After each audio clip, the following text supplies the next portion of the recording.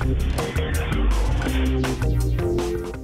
there, David Katzmeyer from CNET. This is Toshiba's 50L2300U. This set is also available in a 39-inch size.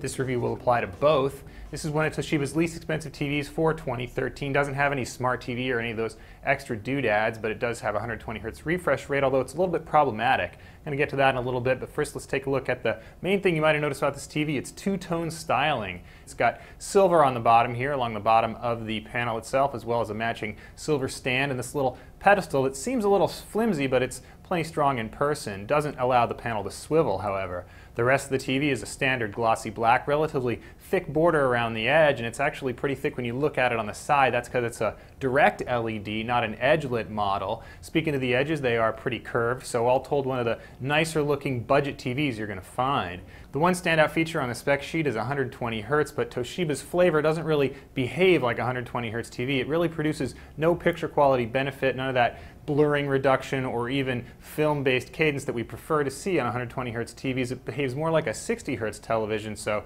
that's what we're going to call it. Toshiba equipped the L2300 with generally basic picture settings, but there is a color management system and a couple of tweaks you can do to grayscale, as well as the ability to adjust different picture modes, so that's pretty nice. Connectivity is ample with 3 HDMI, 1 component video, even a PC input. There's also a USB port, but that only really plays back photo and music, not video.